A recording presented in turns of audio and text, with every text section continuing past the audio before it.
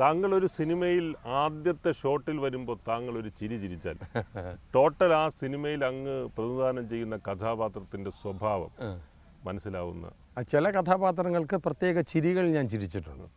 പ്രിയദർശൻ്റെ ഒരു ചിത്രത്തിലൊരു കഥാപാത്രത്തിന് നമ്മൾ ചിരിച്ചുകൊണ്ട് വരുന്നുണ്ട്. അങ്ങനെ ആ കഥാപാത്രത്തിൻ്റെ മുഖമുദ്രയാണ് ആ ചിരി. പിന്നെ അങ്ങനെ പല തരം ചിരികളും എൻ്റെ ഓർമ്മയിലുള്ള ചിരി ഇത് മാത്രമേ ഉള്ളൂ. ചില പ്രത്യേക സ്റ്റൈലിൽ എല്ലാവരും ഒരേപോലെയല്ല ചിരിക്കുന്നത്. അതിൽ നിന്നാണ് മനസ്സിലാക്കിയത് ചിരികൾ പല വിധത്തിലുണ്ട് എന്നുള്ളത്. എന്തായാലും പ്രതിപാത്രം ഭാഷണഭേദം എന്ന് കേട്ടിട്ടുണ്ട്. അങ്ങയെ സംബന്ധിച്ചിടത്തോളം ചിരിഭേദം വളരെ വ്യത്യസ്തമായിട്ട് പ്രയോഗിച്ചിട്ടുള്ളൊരു നടനാണ്. സാറിന് ഹൃദയം തുറന്ന് നിഷ്കളങ്കമായിട്ട് ചിരിക്കുന്നവരെന്ന് പറഞ്ഞു കഴിഞ്ഞാൽ ശുദ്ധഗതിക്കാരാണ്, മനഃശുദ്ധിയുള്ളവരാണെന്നൊക്കെയാണ് അർത്ഥം. ചിരി ഒരു മനുഷ്യൻ്റെ സ്വഭാവവും വ്യക്തമാക്കുന്നു എന്നുള്ള. ഉള്ളു തുറന്ന് ചിരിക്കാൻ കഴിയുന്നവർ വളരെ നിഷ്കളങ്കരായ മനുഷ്യരെന്നാണ് പൊതുവെ.